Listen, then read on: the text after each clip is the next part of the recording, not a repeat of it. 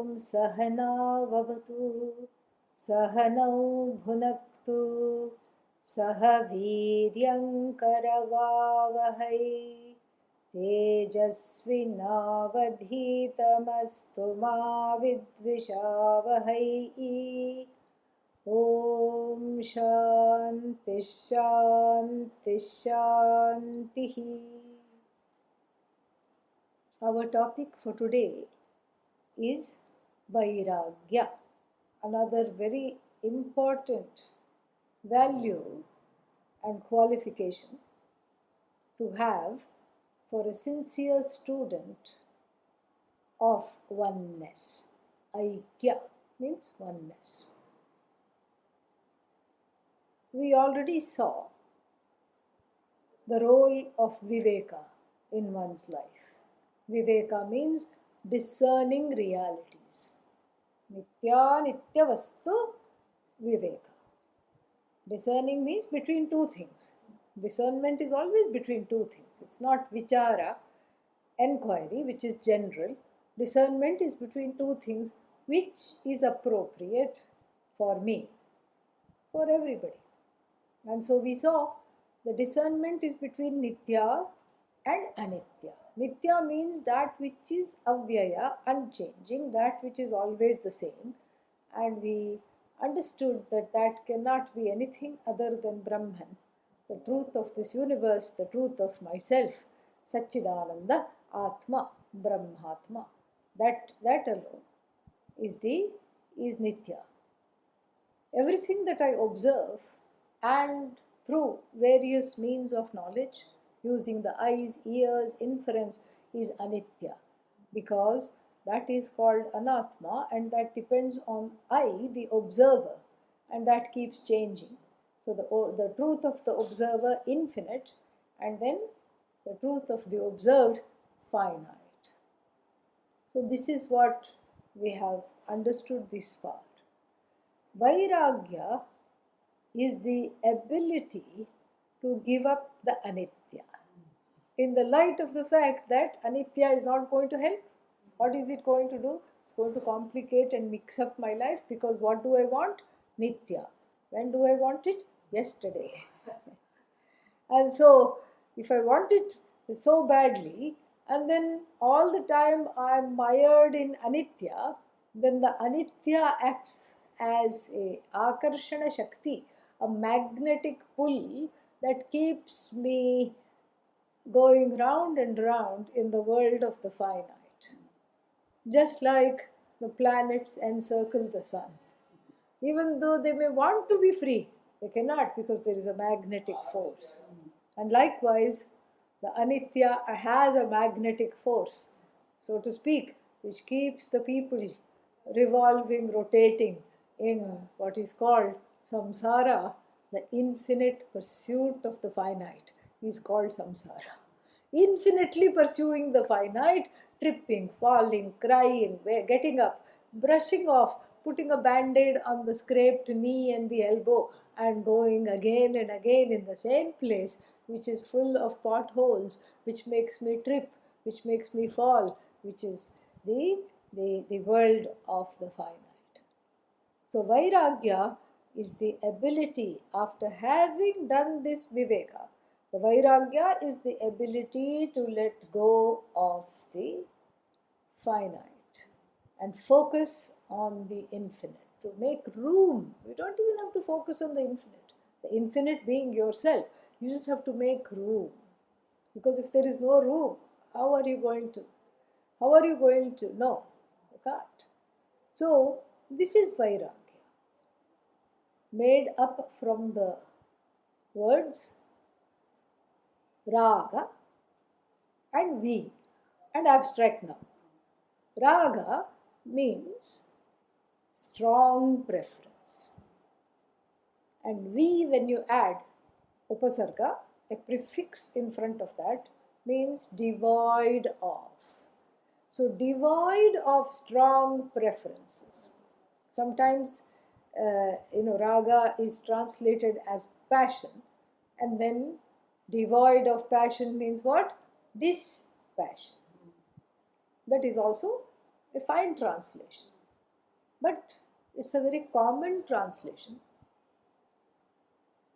And it is an authentic translation.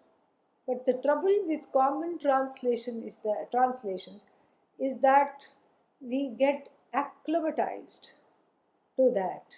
It becomes jaded. Yeah, dispassion, dispassion, dispassion. Nobody even knows the meaning. And in fact, they give other meanings to the word dispassion. Dispassion means ... leaving your house, leaving your spouse, going away in the hills, not paying any bills. Many people think this is dispassion. Far from the truth. That is not what we are calling dispassion, although those things that we have just described are not outside of what we call dispassion. But if we look for dispassion in certain activities rather than in what it means and certain values, then we will always fall short in terms of our definition. So dispassion is about growing to see the value of things in one's life sans raga, without raga. Raga is also like a coloration. When there are strong preferences, it's like wearing pink colored glasses. You look at the world, everything is pink, pink, pink, pink, pink. You are in Pinkville. And so this is not conducive, because you're not seeing the world as it is. You're seeing it through a pink filter. What does the pink stand for? Raga. So if the pink stands for raga, that means what? You're seeing the filter, the world, through the filter of your strong wants and don't wants. Strong preferences and strong prejudices color one's understanding of the world. And this becomes an impediment to gain self-knowledge. We will see how. But first, let us understand it from all aspects and all contours of this word, Vairāgya. So suppose if we take anything in the universe, pet cat you take in the universe, it is very dear. Why? Because it has become a family member. If it goes out, we wait for it to come back. And then if it doesn't come back one day, we are anxious. And then the next day it comes back, we are relieved. Oh, thank God nothing happened. God forbid it did not come under a car, thank God. We say all these things. And this is to be expected, because with any being that you are living with, there will be a certain fondness, there will be a certain missing, there will be a certain kind of a connection. This is also okay. But then, if the connection becomes overkill, and the pet cat becomes an extension of oneself, we start anthropomorphizing the pet cat. Oh, he is smiling, she is laughing, she is angry, she is looking guilty. Oh, the cat doesn't love me anymore. This is what is called adhyasa. Adhyasa, superimposition of the raga for the cat, is superimposed in the form of reading into the situation what is simply not there. If the cat has thoughts, we frankly do not know what they are unless we ourselves become a cat. We don't know what they are. Whenever I put those thoughts onto the cat, that means that there is a transference. There is an adhyasa. So this adhyasa can be of two kinds, any kind of an adhyasa. So of two kinds. One is the kind of adhyasa that we are familiar, superimposition that we are familiar in Vedanta, is taking something for what it is not. So taking rope for snake. You take the rope for snake, then that is a typical stock example of adhyasa. Rope is not snake, yet I take the rope to be snake. I mistake the rope to be snake. That is one form of common adhyasa that we know. And that also is possible when there is lack of vairagya. More common than that, however, is a kind of adhyasa, a slightly different kind of adhyasa. You don't mistake it for something that it is not. I'm not saying the cat is a mat or a hat. I know it's a cat. But I'm seeing something in there that is value added that is not there. Shobhana adhyasa. Shobhana means I am giving it a greater value than it actually has. And then, of course, if there is a positive transference, Shobhana adhyasa, what else will be there? Negative transference, you got it. And then the negative transference means what? Negative transference means Ashobhana adhyasa. I see something that is not there, but I see, and that has a negative connotation. So somebody comes to your house, they interact with the cat, and then what happens? When they see it, the cat is sharpening its claws, let us say. And then immediately the person comes to the conclusion, it's coming to scratch me. Oh my God, it's looking threatening. It's looking like it does every day. But whether I think it's looking loving or whether I think it is looking threatening is not dependent upon the cat.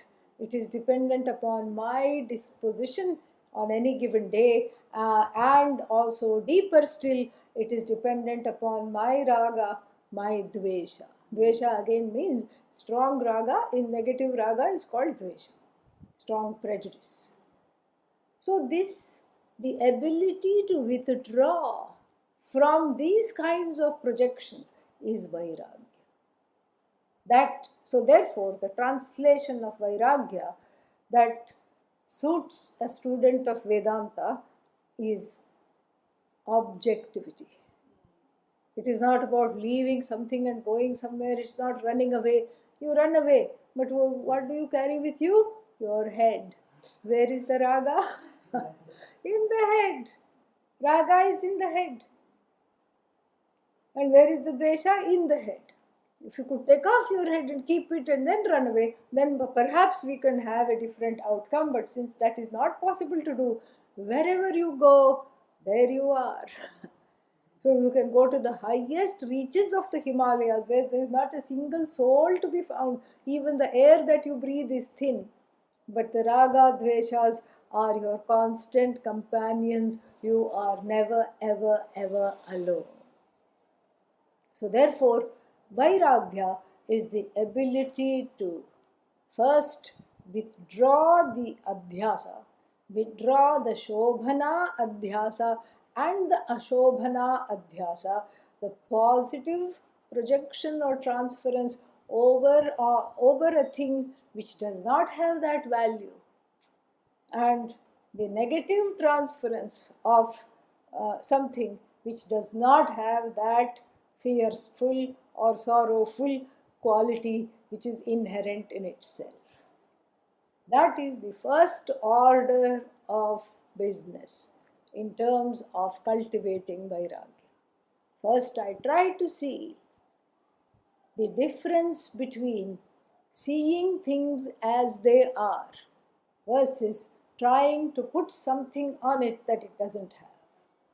So for that, what is needed is to withdraw the raga, or at least to make the raga from having this binding quality. Binding quality is a blinding quality. And what does it do? It blinds me to seeing what is the truth of the situation. It's almost like I have tied a cloth around the eyes and I'm not able to see it for what it is. Therefore, I put on it things that it does not have. Another example is money. If we look at the definition of the Vairāgya as dispassion, here also we run into trouble. when we talk of money. Oh, money, you give it away. Money is terrible. Money is not important. If anybody tells you that, you tell him or her, if it's not important, give me all your money. Simple. You tell them that. And then they will keep quiet. They will not ask anything further.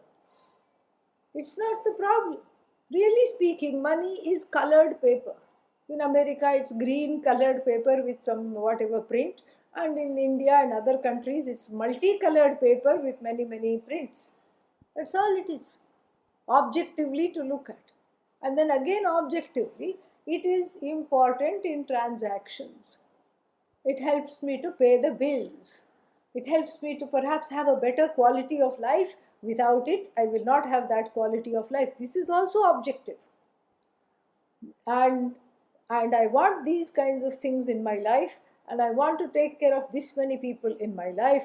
And so, based on my needs, based on my wants, I need this much money coming in every month. This is objectivity. Nothing wrong with that. When does it become subjective? Oh no, I cannot live without this. I have to have a certain bank balance in order to feel okay. I feel anxious whenever I see somebody else having more money. This is all adhyasa. This is all adhyasa. And when I have money, I am happy. Another example of adhyasa. So we know that there is a value added superimposition. Whenever, here it's the first kind of superimposition, mistaking the rope for the snake, mistaking money for happiness. Money is not seen for money. Money is mistaken for happiness. So when it is there, I am happy. When it is not there, I am unhappy. But this is not even objectively true. You look at the richest people on the planet, and frequently they are not, they are not any happier than the rest of us. And you look at the poorest people on the planet, again, they are not sadder than the rest of the people. Not very frequently that is the case. So then we can see objectively that money is neither the cause of sorrow nor is the cause of happiness. It simply is a transactional reality to give me what I want to get. That's all. It has buying power. And that buying power keeps changing. It becomes less in times of inflation, in times of some kind of a recession, depression, all these things. And so, looking at it this way, I am objective. Same thing, you can look at money, you can look at marriage. Marriage is the end for whom is not somebody with Vairāgya.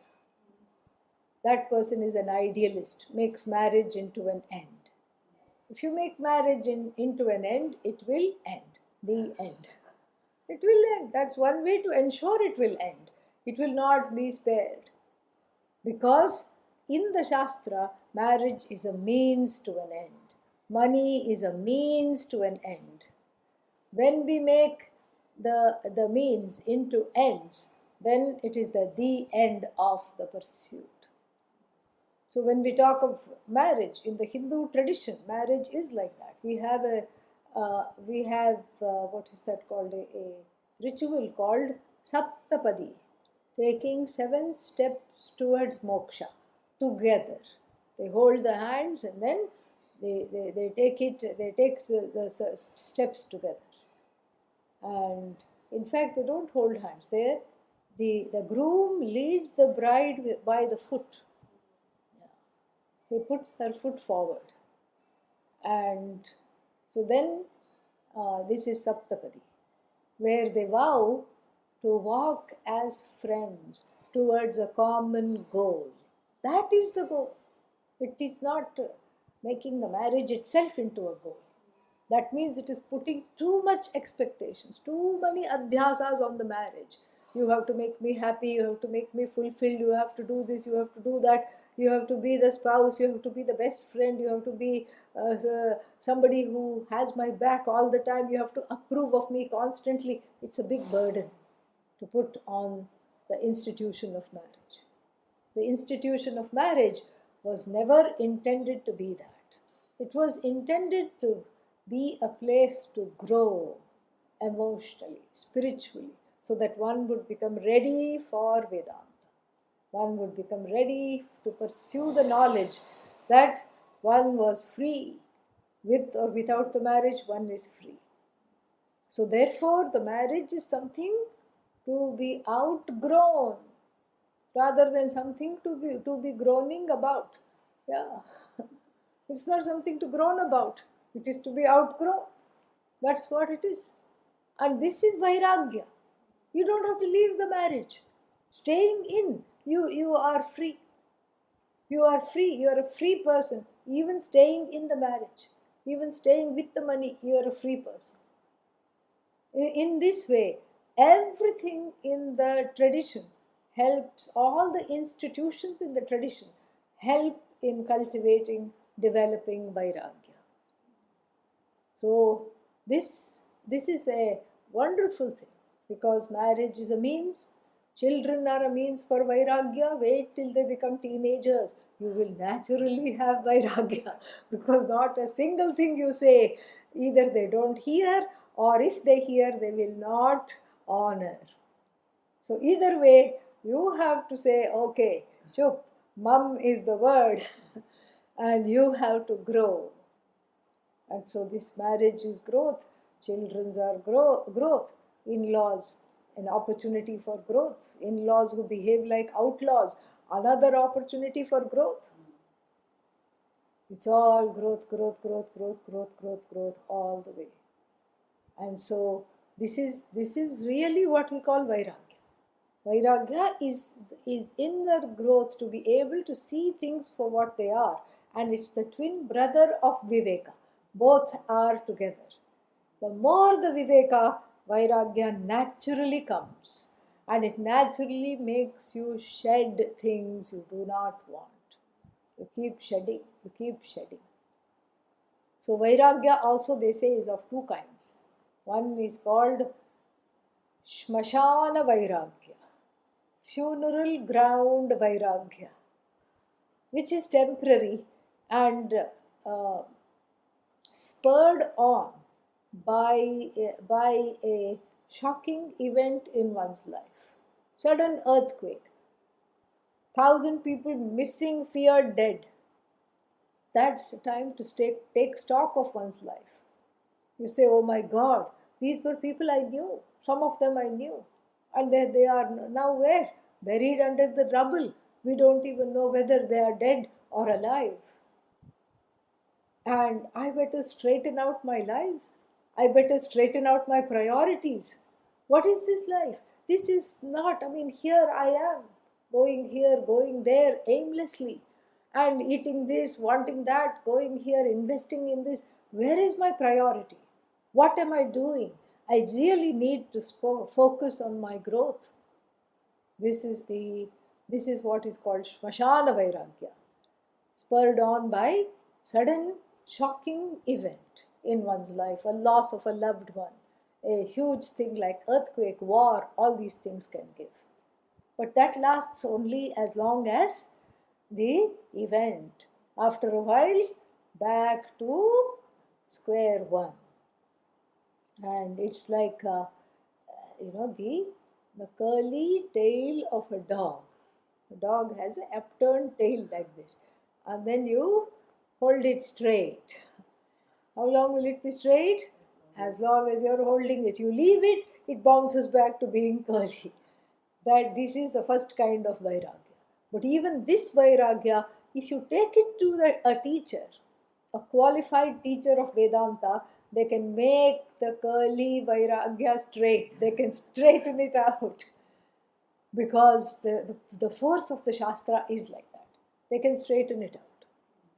But then, there is another kind of Vairāgya, which is the Vairāgya that is true.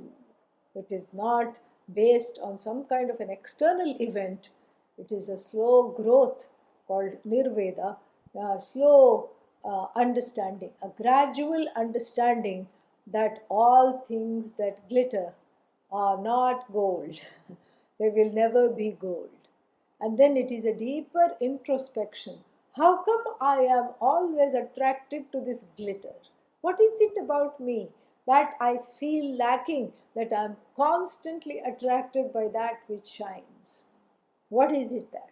So that is a inner examination. Again, that is Viveka. See how the Viveka and Vairāgya feed off each other. They feed off each other, and then because of that, one has, one has exponential growth. And so, therefore, one more thing we can say about Vairagya is that it is not something that is, you can set it in motion, but we have to be cautious about forcing it. Because forcing Vairagya, even before I'm able to see that this thing in front of me has limitations, if I force it, then it is the first kind of Vairagya. It's an enforced Vairagya which is short-lived, and then all the raga comes back with double vengeance. Raga comes back and then it's angry with you because you have suppressed it and wasted so much time. You could have been Raga will tell you, Dvesha will tell you. What happened? After suppressing, nothing happened. Where is your moksha? You didn't get moksha. and then you couldn't even indulge in any desires. It's all as though the ragas and dveshas get personified. They have bodies on their own and of their own, and they hijack the person on the path. So therefore, I see Vairagya, cultivating Vairagya as dropping and shedding rather than giving up. It's a quiet affair. You just see that more and more as we cultivate objectivity, and the more and more we pursue Vedanta, our sight, our insight gets very objective. The way we look at the universe is exactly how Bhagavan, Ishvara, God makes it to be. Exactly how it is we see it. That is total Vairagya. This is possible. This is something we cultivate the Vairagya by being gentle with ourselves. Because the more we force it, the more enforced it is, the more short-lived it is. Rather, it's a gradual dropping of attachment to various things, people, situation, so that there are fewer and fewer things in my life that I can say, without this I am incomplete, without this person, without this object I cannot be alive. A day will soon come where you can say, where you can't think of a single thing without which you can't be alive. That day will come. But gradually, it's a dropping of those things which I find without which I cannot live. But how to drop? It is through pariksha. This again goes back to Viveka. Pariksha means examination of all the worlds, of everything in this world, and seeing that it is finite, seeing that it is short, seeing that yes, it can give me what I want, but for 10 minutes, 10 days, 10 hours, or even 10 years. But after that, what? It is time bound. Seeing everything as time bound allows me to drop those very things. Ihamutra phalabhoga rahityam. The rahityam means being devoid of the Ichharahityam. So being devoid of the Ichha, the desire to experience fruits of action here and hereafter. This is a very good definition from the Tattva Bodha, a wonderful treatise on Vedanta, a book of definitions. And so this is a very good definition because it ties the concept of Vairagya directly to my actions. It makes this pariksha, this examination, all the more poignant, because it's not just that I have desire, I pursue those desires, and those desires become karma phala, results of my action. So I'm caught in the action, result of action, constant loop. Why? Because of the raga. So either I drop the action reaction, or I drop the raga, or a little bit of both. And then things, when I do this kind of an examination, things slowly lose their appeal. The golden things start to look dull in front of one's own glory. Then one understands truly what is gold is the Satchidananda Atma. That keeps shining, it is self-shining, and it keeps shining on. Om Tat Sat. Thank you.